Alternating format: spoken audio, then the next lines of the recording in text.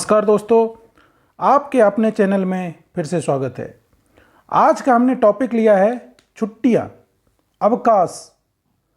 हम लोग छुट्टी के बारे में पूर्णतः नहीं जानते हैं, जिसके कारण कुछ ऐसी भी छुट्टियां हैं जो कि हम कभी अपने लाइफ में अवेल नहीं कर पाते हैं। कितने तरह की लीव होती है, जैसे कैजुअल लीव है, स्पेशल कैजुअल लीव है, स्पेशल लीव है, प्रिविलेज लीव है, सिक लीव है, इसके अलावा स्पेशल सिक लीव है, बेरीमेंट लीव है, मैटरनिटी लीव है, पैटर्निटी लीव है, एक्स्ट्रा ऑर्डिनरी लीव है। तमाम तरह के लीव हमारे लिए अवेलेबल है। क्या हम उसको अवेल करते हैं? यदि प्रमोशन हमारा हुआ है तो जो क्लरिकल कैडर में लीव थी उसका क्या हुआ? इंस्पेक्टिंग ऑफिसर के लिए जो मोबाइल ड्यूटी में है, क्या कोई अलग रूल है कैजुअल लीव के लिए? यदि कोई डिसेबल्ड मिलिट्री पेंशनर है और वो अपने बोर्ड में जाता है उसको रिन्यू करने के लिए, तो क्या उसके लिए कोई लीव की व्यवस्था है? हम अपना वोट कास्ट करना चाहते हैं, क्या उसके लिए भी कोई लीव है? कोई स्पोर्ट्स पर्सन है, क्या उसके लिए स्पेशल लीव है? यदि हम कोई पार्टिसिपेशन कर रहे हैं प्राइज गिविंग या अवार्ड फंक्शन में, तो क्या उसके लिए भी कोई लीव का प्रावधान है? स्पेशल सिक लीव क्या होता है? सिक लीव वुमेन एम्प्लॉय के लिए क्या कोई स्पेशल है, कुछ अलग से है? सबेटिकल लीव क्या होता है? ये सारी चीज़ों के बारे में मैं आपको इस वीडियो में बताऊंगा। आपको यह भी बताऊंगा कि जो प्रिविलेज लीव है हमारा, वो कैसे कैलकुलेट किए जाते हैं और वो क्रेडिट कब होता है अकाउंट में। तो आप इस वीडियो को अंत तक अवश्य देखें, ताकि छुट्टियों से संबंधित कोई भी आपकी भ्रांतियां हो तो वो दूर हो जाए। और यदि आपको ये अच्छा लगे तो अपने बैंकर दोस्तों को आप इसे शेयर भी करें, और इस चैनल को आपने यदि सब्सक्राइब नहीं किया है तो उसे सब्सक्राइब कर लें, ताकि आपसे रिलेटेड वीडियो मैं इसमें लगातार अपडेट करता रहता हूं। तो चलते हैं वीडियो की ओर। लीव क्या है? Leave is a provision to stay away from work for genuine reason with prior approval of sanctioning authority. ये जो है, ये किसी भी रीजन के लिए दिए जा सकते हैं। कैजुअल रीजन के लिए हो सकता है, प्लान्ड एक्टिविटी के लिए हो सकता है, या मेडिकल ग्राउंड पे हो सकता है, या कोई एक्स्ट्रा ऑर्डिनरी कंडीशन यदि आता है तो उसमें भी लीव दिए जा सकते हैं। लीव को हम मैटर ऑफ राइट की तरह नहीं डील कर सकते। सैंक्शनिंग अथॉरिटी जो होता है वो रिफ्यूज कर सकता है, वो रिवोक कर सकता है कोई लीव को, यदि कोई इमरजेंसी ऑफ सर्विस है तो उस केस में। लीव सैंक्शनिंग अथॉरिटी जो है वो आपने के किसी भी लीव को अल्टर नहीं कर सकता। मतलब कि यदि आपने कैजुअल लीव को के लिए अप्लाई किया है तो वो उसको प्रिविलेज लीव नहीं कर सकता। यदि आपने प्रिविलेज लीव के लिए अप्लाई किया है तो उसको कैजुअल लीव में कन्वर्ट नहीं कर सकता है। वो आपको ही कहेगा कैंसिल करिए और फिर दोबारा आप करिए। ये सैंक्शनिंग अथॉरिटी का कोई पावर नहीं है कि वो अल्टर कर दे काइंड ऑफ लीव को। उसके बाद लीव जो सस्पेंशन में जो स्टाफ होते हैं उसको ग्रांट नहीं किए जा सकते हैं। इसके अलावा लीव जो है वो जो रिपोर्टिंग अथॉरिटी जो होती है वही जो है उसको सैंक्शनिंग पावर दिया जाता है बैंक के द्वारा। वही लीव सैंक्शनिंग अथॉरिटी होता है, जिसको आप रिपोर्ट करते हैं वही हमारे सैंक्शनिंग होते हैं। जैसे ब्रांच में हम बैठते हैं तो ब्रांच का जो ब्रांच मैनेजर होते हैं वो, और ब्रांच मैनेजर के लिए उनकी रिपोर्टिंग अथॉरिटी जनरल मैनेजर है, तो वो जनरल मैनेजर के थ्रू होता है, जनरल ऑफिस से उनकी होती है। तो सैंक्शनिंग अथॉरिटी उनकी रिपोर्टिंग अथॉरिटी होती है। और सिक लीव जो होता है, यदि आप 60 दिन से ज़्यादा अवेल करते हैं एक कैलेंडर ईयर में, तो सैंक्शनिंग अथॉरिटी ये एजीएम से नीचे के रैंक नहीं होंगे।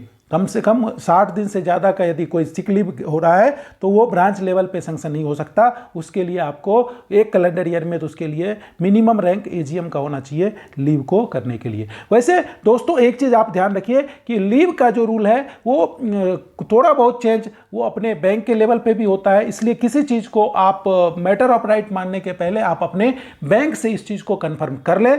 बट ये ओवरऑल ये जो हमने वीडियो बनाया है ये सभी बैंकों को लेके बनाया है, इसलिए थोड़ी बहुत कोई अल्टर हो तो आप अपने पहले एचआरएम डिपार्टमेंट से उसको कंफर्म कर लें। वैसे सारे राइट लगभग सेम ही है सभी बैंकों में। रिकॉल टू ड्यूटी का मतलब है कि छुट्टी से वापस बुलाना। यदि आपको रिकॉल किया गया ड्यूटी के लिए तो उस केस में आप जहां पे आउट स्टेशन में है वहां से जो एक्चुअल एक्सपेंसेस इनकर्ड होता है आपके द्वारा, और आपके फैमिली के द्वारा वहाँ तक आने के लिए, स्टेशन तक आने के लिए वो खर्च। इसके अलावा यदि ऑफिसर एंड फैमिली यदि वो सेम स्टेशन पे फिर उन्हें वापस जाना है तो उस केस में रिटर्न जर्नी का भी बैंक के द्वारा आपको पे किया जाएगा। तो आपको ये ध्यान रखना है कि रिकॉल जब किए जाते हैं तो आपको उसमें जो एक्सपेंसेस होते हैं वो बैंक के द्वारा पेएबल होता है। इसके बाद दूसरा हमारा है rejoining before expiry of leave. Rejoining का मतलब है कि जब तक कि हमारे पास कंपिटेंट अथॉरिटी जिन्होंने हमारी छुट्टी सैंक्शन की है उसका कोई भी हमारे पास लेटर ना हो तब तक हम रीज्वाइन नहीं कर सकते ड्यूटी के लिए जब तक कि आपकी छुट्टी खत्म ना हो जाए। तो आपको ये ध्यान रखना है कि ऐसा नहीं है कि आप छुट्टी में हैं और आके काम कर लें। यदि आप छुट्टी में हैं तो आपके पास ये परमिशन होना चाहिए कि आप छुट्टी में काम कर रहे हो। तो यदि आपको परमिशन दिया गया है तो आप काम कर सकते हो। तो ये भी है कि rejoining before expiry of leave में आपको ये जानना है। कमेंसमेंट और टर्मिनेशन। कमेंसमेंट का मतलब होता है कि आपकी छुट्टी आपने जहां से स्टार्ट किया है वहीं से होगी। जैसे कि आप देखिए, यदि आपने मान लिया जाए कि 31 दिसंबर को छुट्टी स्टार्ट की, आपकी छुट्टी 31 दिसंबर से स्टार्ट हो रही है और अगले साल में भी वो छुट्टी जा रही है तो आपकी छुट्टी इसी साल में डिडक्ट हो जाएगी। यदि आपने छुट्टी एक तारीख से किया है तो आपकी छुट्टी उस अगले साल में होगी। तो जो स्टार्टिंग पीरियड होता है वो स्टार्टिंग पीरियड से ही आपको छुट्टी काउंट होती है। और इस केस में यदि सैटरडे, संडे या कोई रिस्ट्रिक्टेड हॉलीडे या अदर कोई हॉलीडेज है तो वो आपके प्रीफिक्स हो जाते हैं या वो सफिक्स हो जाते हैं। आपका जो लीव होगा वो जितने दिन का अब्सेंस है वही आपकी लीव काउंट की जाएगी। रिम्यूनरेशन ड्यूरिंग लीव, इसका मतलब क्या होता है कि आप यदि छुट्टी में हैं तो आप कोई भी चीज़ कहीं पर भी कोई रिम्यूनरेशन नहीं ले सकते। ये नहीं कह सकते कि मैं भी छुट्टी में था इसलिए मैं कहीं जाके काम कर रहा हूँ, ऐसा बैंक में पॉसिबल नहीं है। तो आप इस चीज़ को ध्यान रखिए कि रिम्यूनरेशन आप ड्यूरिंग लीव नहीं ले सकते।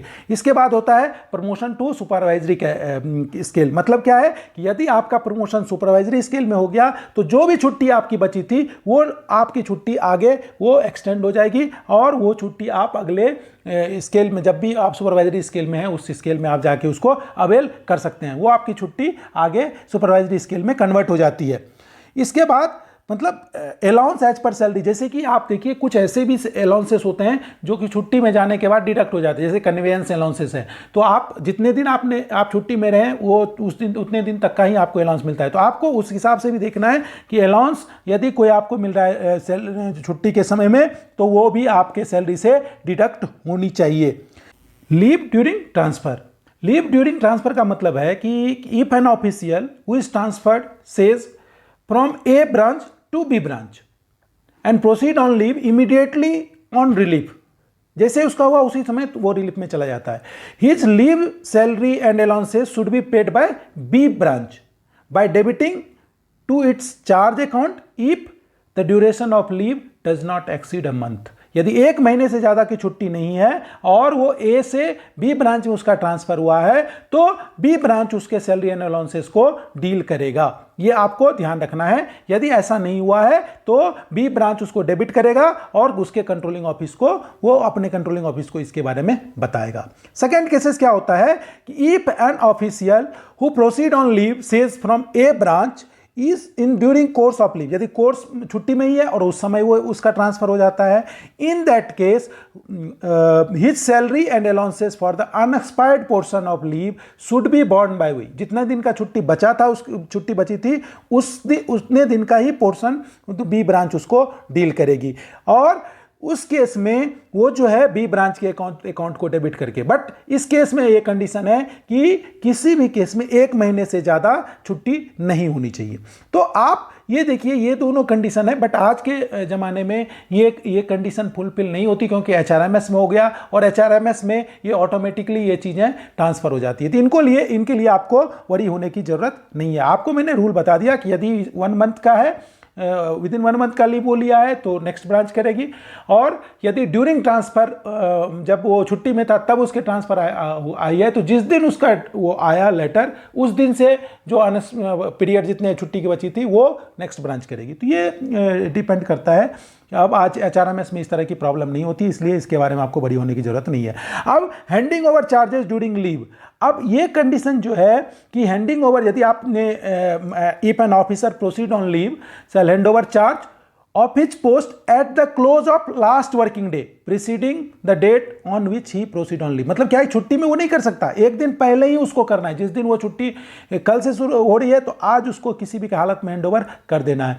The last day of an officer's leave shall be the last working day preceding that upon he report is return to duty. मतलब क्या है कि वो लास्ट डे जो है वही होना चाहिए, ना कि छुट्टी के दिन। वो छुट्टी के दिन हैंडिंग ओवर नहीं कर सकता। आप इतना चीज को ध्यान रखिए। लीव ऑन फॉल्स ग्राउंड मतलब क्या है कि यदि आप गलत तरीके से बताते हैं बैंक को कि आपने फॉल्स ग्राउंड पे छुट्टी ले लिया है, कोई आप उसमें जाके एजिटेशन में कहीं लग गए, पीरियड ऑफ लीव में आपने कुछ और बैंक के हित में कोई अनित बैंक के हित में कोई काम नहीं किया, तो उस केस में बिना बैंक का ये राइट होता है कि बैंक आपके अगेंस्ट में कोई भी डिसिप्लिनरी एक्शन इनिशिएट कर सकता है। तो फॉल्स ग्राउंड में आपके ऊपर बैंक एक्शन ले सकता है। उसके बाद एड्रेस ड्यूरिंग लीव, इसका मतलब क्या होता है कि एड्रेस जो है आप छुट्टी में कहाँ पे रहेंगे ये आपको बैंक को फर्निश करना जरूरी है। जो जैसा कि आप लीव एप्लीकेशन में देखते होंगे, चाहे वो कम्युनिकेशन एड्रेस हो, जहाँ पे भी आप जा रहे हैं वहाँ आप करेक्ट एड्रेस अपने उस बैंक में जरूर प्रोवाइड कराएं। और लास्ट है लैप्स ऑफ लीव। इसका मतलब क्या होता है कि जैसे ही कोई मतलब या तो ड्यूरिंग लीव यदि कोई ऑफिसर हमारा एक्सपायर हो जाता है तो उस केस में उसके आगे दिन के लिए पीएल वगैरह कैलकुलेट नहीं होते हैं, उनकी छुट्टी वहीं पर ख़त्म हो जाती है आगे, क्योंकि जो आपके ड्यूटी के हिसाब से होती है उसके बारे में हम आपको आगे डिस्कस करेंगे कि कैजुअल लीव में क्या होता है और पीएल लीव में क्या होता है। तो जैसे ही all leave shall lapse on the death of officer और if he ceases to be in service in the bank, जैसे वो ये चीज़ बैंक में से बाहर हो जाता है, बैंक में नौकरी उसकी खत्म हो जाती है, तो ये सारी छुट्टियां उसकी खत्म हो जाती है, तो ऑटोमेटिकली है। कितने तरह के लीव हमारे लिए है वो उन चीज़ों के बारे में सबसे पहले हम देख लेते हैं। जैसे कि casual leave, special casual leave, special leave, privilege leave, sick leave, special sick leave, bereavement leave, extraordinary leave, maternity leave, paternity leave, sabbatical leave और स्टडी लीव। सभी लीव के बारे में मैं अलग से एक एक स्लाइड में आपसे चर्चा करूंगा। सबसे पहले कैजुअल लीव। कैजुअल लीव का मतलब क्या होता है कि आप के लिए ये क्या है, casual leave is not earned bye duty. मतलब क्या है कि पीएल क्या है कि पीएल जब हम ड्यूटी करते हैं तब हमें मिलती है, जबकि कैजुअल लीव में ऐसा नहीं है।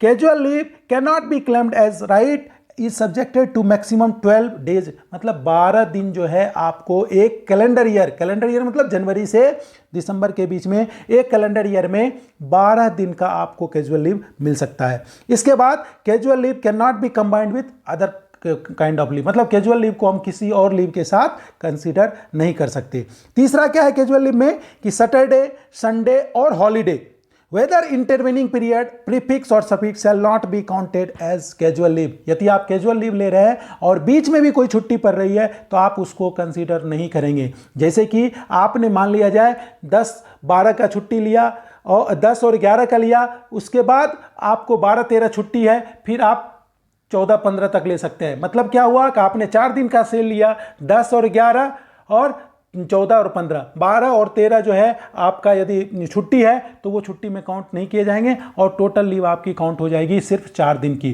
तो इंटरवेनिंग यदि पीरियड में भी छुट्टी, हॉलीडे है, सैटरडे है, संडे है, तो वो भी कैजुअल लीव में काउंट नहीं किए जाते हैं। इसके अलावा casual leave should not be granted for more than 4 days at A time. एक समय में कैजुअल लीव 4 दिन से ज़्यादा के लिए नहीं दिया जा सकता। ये भी आपको ध्यान रखना है। ऐसा नहीं है कि कैजुअल लीव आप 10 दिन का एक साथ ले लें, 4 दिन का से ज़्यादा का नहीं ले सकते। लेकिन एक और चीज़ है इसमें, वो चीज़ आप देखिए कि यदि कोई इंस्पेक्टिंग ऑफिशियल है और कंटिन्यूस मोबाइल ड्यूटी में है तो उस केस में ये 4 डेज का जो कंसेप्ट है वो उसके लिए लागू नहीं हो सकता है, overall ceiling of 4 days. But इसमें ये चीज़ है कि inspecting official continuous mobile duty में है तब आपको ये 4 डेज का क्लॉज उनके लिए नहीं लगेगा, वो ज़्यादा समय के लिए भी कैजुअल लीव ले सकता है। इसके बाद आता है कि कैजुअल लीव यदि किसी पर्टिकुलर ईयर में आपने मतलब लिया है, मतलब अवेल नहीं किया, 12 दिन की छुट्टी थी, आपने अवेल नहीं किया, तो उस केस में अगले 5 साल तक उस लीव को आप अवेल कर सकते हैं और यदि 5 साल तक आपने अवेल नहीं किया तब वो लीव आपका ऑटोमेटिकली लैप्स हो जाएगा। मतलब क्या है, यदि आपने 2020 की कोई छुट्टी है, आपने अभी इसको अवेल नहीं की है, कोई कैजुअल लीव आपको बच गया, तो 21, 22, 23, 24, 25, 2025 तक आप उसको अवेल कर सकते हैं। 2025 के बाद वो कैजुअल लीव आपका लैप्स कर जाएगा। तो ये आपको एक इस बाइपेटाइट में ये प्रोविजन दिया गया। पहले ये 3 साल का था, जिसको कि अब बढ़ा के 5 साल कर दिया गया। इसके अलावा कोई अनअवेल्ड यदि कैजुअल लीव है अवार्ड स्टाफ एम्प्लॉय में और आप प्रमोटेड हो गए सुपरवाइजरी में, तो वो भी आपका क्रेडिट हो जाएगा सिक लीव अकाउंट में और उसको आप यूज कर सकते हैं। उसके कंडीशन में एक चीज और है कि sick leave can be availed only on production of medical certificate. ये तो निश्चित है कि आप विदाउट मेडिकल सर्टिफिकेट नहीं ले सकते जब आपका जो यूसीएल है, जो आपका अनअवेल्ड कैजुअल लीव है, वो कन्वर्ट हो जाता है यूसीएल में कन्वर्ट हो जाता है दूसरे साल से, यदि आपने अवेल नहीं किया है। और उस केस में यदि आपने 4 दिन तक छुट्टी लेना है तो कोई मेडिकल सर्टिफिकेट देने की जरूरत नहीं है। यदि 4 दिन तक लगातार आपको एक बार लेना है तो कोई मेडिकल सर्टिफिकेट, पहले ये 1 दिन का था जिसको इस बाइपेटाइट में बढ़ा के 4 दिन कर दिए गए, तो 4 दिन तक का यदि आप लेते हैं तो कोई भी आपको मेडिकल सर्टिफिकेट नहीं देना और आप उसको अवेल कर सकते हैं। इसके अलावा कैजुअल लीव आप कभी भी ज्वाइनिंग टाइम के साथ भी कंबाइंड नहीं कर सकते हैं। और an officer will eligible for 12 days casual leave in the year of retirement. ये भी हमें डाउट होता है कि रिटायरमेंट, यदि किसी का रिटायरमेंट जनवरी में भी है तब भी वो 12 दिन का सीएल ले सकता है। इस केस में उसको 1 डे पर मंथ का रिस्ट्रिक्शन नहीं है। यदि आप जनवरी में भी उसको 12 दिन की छुट्टी वो कैजुअल के रूप में ले सकता है। यदि वो मार्च में रिटायर कर रहा है तो मार्च में भी 12 दिन तक की छुट्टी वो अवेल कर सकता है। 12 दिन का कैजुअल उसको रिटायरमेंट ईयर में फुल 12 दिन मिल जाती है, even though he is retiring in the month of January also. इसके अलावा यदि कोई लिमिटेशन नहीं है एब्सेंस ऑफ कैजुअल लीव में, मतलब क्या है कि यदि वो 4 दिन का जैसे आप ले सकते हैं, यदि 10 दिन की छुट्टी उसमें है इन्वॉल्व, यदि ऐसा है कि आप उस 4 दिन के मैनेजमेंट में यदि आपके बीच में 5 दिन और छुट्टी आ जाती है तो उसको आप लिमिटेशन में ऐड नहीं कर सकते। सिर्फ जो वर्किंग डे है वो 4 दिन ही आप सीएल में अवेल कर सकते एक साथ।